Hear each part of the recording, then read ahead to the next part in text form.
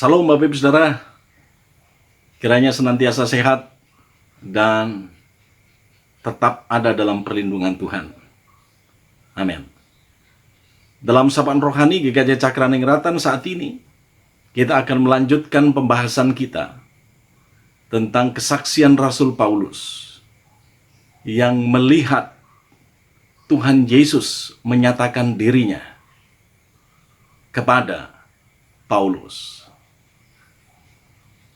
Dan tentu Bapak Ibu memahami siapa Paulus itu. Sebelum dia menjadi rasul, Paulus bernama Saulus. Dan Saulus ini adalah pengikut agama Yahudi yang bersemangat. Pengikut agama Yahudi yang begitu sangat taat, tetapi juga sekaligus menjadi pengikut agama Yahudi yang keras dan radikal. Saulus masuk dalam golongan atau kaum Farisi, kaum cerdik pandai. Dan dia adalah murid dari seorang yang sangat terkenal, yaitu Gamaliel. Dan Saulus pada waktu muda, dia sudah menjadi saksi atas sebuah peristiwa pengadilan dari Stefanus. Sangat luar biasa. Dan ketika keberadaan dari pemimpin-pemimpin agama Yahudi ini terancam dengan tumbuh kembangnya kekristenan atau pengikut-pengikut Kristus, maka sebagai pemeluk agama Yahudi yang keras dan radikal, dia pasti turut ambil bagian di dalamnya untuk menjaga agar supaya para pemimpin agama dan juga agama Yahudi ini tidak terancam dengan kehadiran para pengikut-pengikut Kristus. Oleh sebab itu, Saulus kemudian meminta surat kuasa dari imam besar. Untuk apa surat kuasa itu? Tidak lain adalah untuk menghancurkan seluruh kekuatan kekristenan. Surat kuasa itu untuk melegitimasi tindakan dari Saulus agar supaya secara agama dibenarkan untuk melakukan pengejaran, untuk melakukan penangkapan, untuk menjebloskan para pengikut-pengikut Kristus itu ke dalam penjara, bahkan melakukan tindakan kekerasan dan pembunuhan sekalipun. Pada prinsipnya, misi itu harus jalan dan secara keagamaan dipandang legal. Dalam satu perjalanan menuju kota Damsyik, di dekat kota itu, Tuhan menyatakan dirinya kepada Saulus. Penyataan Tuhan itu dilihat oleh Saulus. Ada pancaran cahaya yang berasal dari langit yang terangnya luar biasa. Dan cahaya itu menyelimuti Saulus. Dan oleh karena kekuatan cahaya itu, kemudian Saulus jatuh tersungkur. Dan ketika Saulus jatuh tersungkur, disitulah dia mendengar suara Tuhan yang mengatakan, Saulus, Saulus, mengapa engkau menganiaya aku?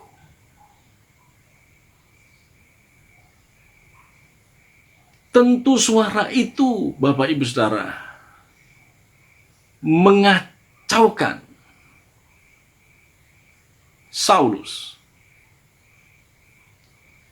Dan spontan di situ kemudian Saulus bertanya kepada suara itu. Karena Saulus belum mengerti suara itu suara siapa. Lalu dia bertanya, "Siapakah engkau?" "Tuhan."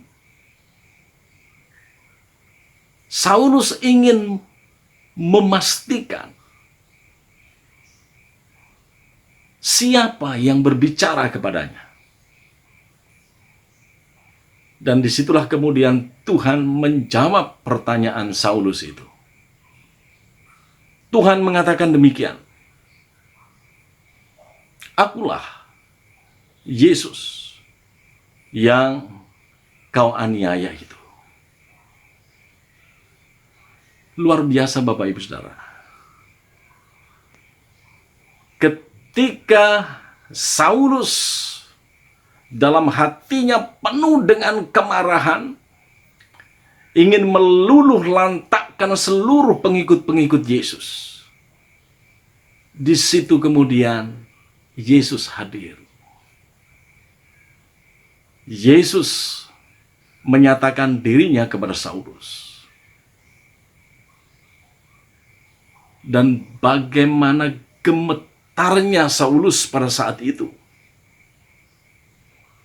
Ketika suara yang didengarnya itu mengaku, "Akulah Yesus yang kau aniaya itu."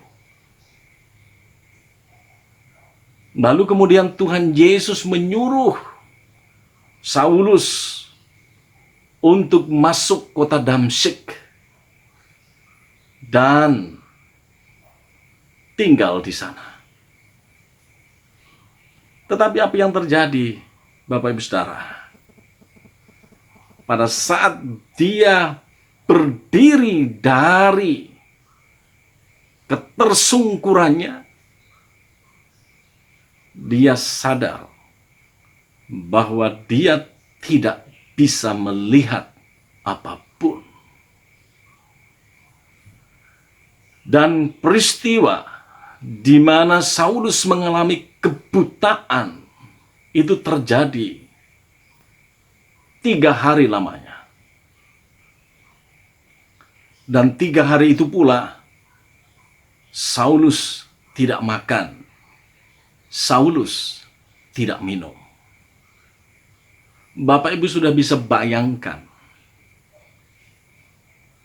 sebelum peristiwa Tuhan Yesus menyatakan dirinya pada saat Saulus ada dalam perjalanan menuju Damsyik, yang di kepala Saulus ini, saya harus membumi hanguskan, saya harus menghancurkan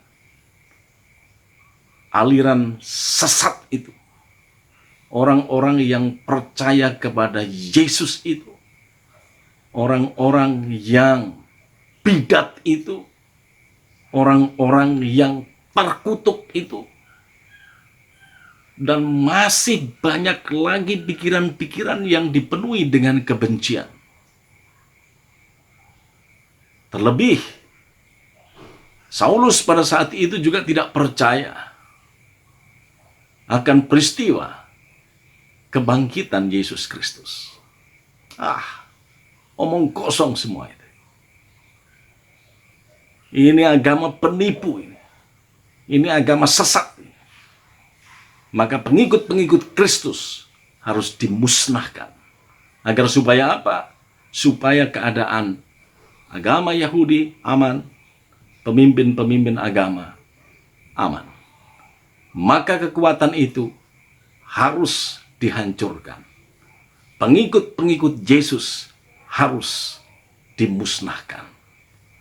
Dan ketika perjumpaan dengan Yesus itu terjadi, maka itu yang mengacaukan pikiran Saulus. Dia mengalami kegelisahan, bahkan stres. yang begitu sangat akut. Bagaimana mungkin yang selama ini dia tidak percayai tentang kebangkitan Yesus? Bagaimana mungkin yang selama ini dia mengklaim bahwa pengikut-pengikut Yesus adalah orang-orang sesat yang perlu dihanguskan dari muka bumi, dimusnahkan dari muka bumi. Lalu kemudian Yesus datang dan mengatakan, "Saul, Saul, mengapakah engkau menganiaya aku?" Jikalau pengikut-pengikut Yesus teraniaya, Yesus juga merasakan teraniaya. Disebabkan pengikut-pengikut Yesus adalah tubuh Yesus sendiri. Nah, setelah Tuhan Yesus menyuruh Saulus untuk tinggal di Damsyik, Tuhan Yesus pun menjumpai Ananias. Dan Bapak Ibu tentu sudah dapat merasakan isi hati dari Ananias. Mengapa dia harus berjumpa pada Saulus yang telah secara keji melakukan penindasan, melakukan kekerasan, bahkan pembunuhan terhadap pengikut-pengikut Kristus. Tetapi oleh karena pesan Yesus bahwa Saulus akan dijadikan oleh Yesus sebagai alat pewarta kabar baik, disitulah kemudian Ananias pergi menjumpai Saulus, yang pada saat itu menginap di rumah Yudas. Dan ketika dia bertemu dengan Saulus, lalu kemudian Ananias menumpangkan tangan di atas kepalanya Saulus dan berkata, "Tuhan telah mengutus aku supaya engkau dapat melihat lagi dan dipenuhi dengan Roh Kudus. Segera sesuatu yang kelihatannya seperti sisik jatuh dari mata Saul, dan Saulus dapat melihat lagi." Saudaraku yang dikasihi dan mengasihi Tuhan Yesus Kristus, disitulah kemudian pengalaman-pengalaman dari Saulus yang berjumpa dengan Yesus. Dan perjumpaan itu terjadi semasa Tuhan Yesus sudah bertahta di sorga. Dan tidak hanya perjumpaan itu saja yang dialami oleh Saulus, namun ketika dia menjadi rasul dan mengganti namanya dengan Paulus, maka kita dapat membaca dalam Kisah Para Rasul pasalnya yang ke-22 ayat 17 sampai dengan ayatnya yang ke-18. Mari kita cek, kita periksa dalam Kisah Para Rasul pasalnya yang ke-22 ayat 17 sampai dengan ayatnya yang ke-18. Demikian. "Sesudah aku kembali di Yerusalem dan ketika aku sedang berdoa di dalam bait Allah, rohku diliputi oleh kuasa ilahi. Aku melihat Dia yang berkata kepadaku, 'Lekaslah, segeralah tinggalkan Yerusalem, sebab mereka tidak akan menerima kesaksianmu tentang aku.'" Kembali lagi, Tuhan Yesus menjumpai Paulus ketika dalam posisi dia menjadi rasul Kristus.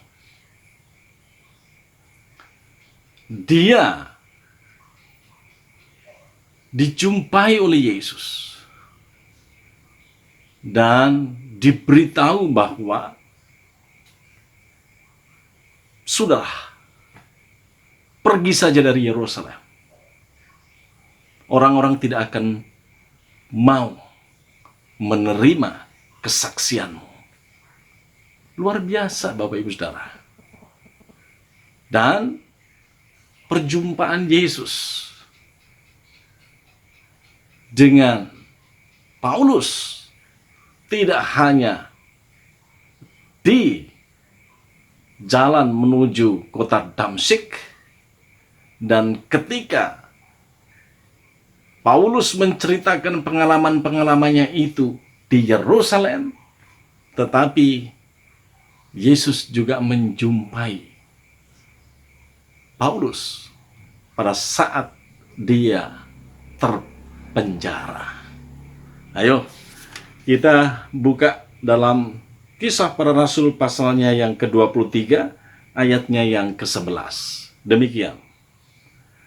Pada malam berikutnya Tuhan datang berdiri di sisinya dan berkata kepadanya, "Kuatkanlah hatimu, sebab sebagaimana engkau dengan berani telah bersaksi tentang aku di Yerusalem, demikian jugalah hendaknya engkau pergi bersaksi di Roma." Luar biasa. Dan ketika Tuhan Yesus menyatakan dirinya kepada Saulus atau Paulus, tentu punya tujuan. Dan tujuannya itu jelas. Disitulah kemudian Rasul Paulus memberitakan Injil di kota Roma. Dan terus dalam pewartaannya, Roh Kudus senantiasa bekerja. Dan pada akhirnya kita tahu bahwa Rasul Paulus adalah rasul yang begitu sangat luar biasa dalam pewartaan kabar baik, dalam pekabaran Injil Kristus. Banyak jemaat yang kemudian didirikannya, dan banyak ajaran-ajaran yang dituangkan ke dalam surat-surat pengembalaan kepada jemaat-jemaat. Dan karya Rasul Paulus sungguh sangat luar biasa. Semuanya itu terjadi oleh karena Yesus telah menyatakan diri kepada Paulus. Yesus menyertai Paulus dan Yesus berkenan. Paulus dijadikan sebagai alat untuk pewartaan kabar baik. Tuhan memberkati kita semua. Amin.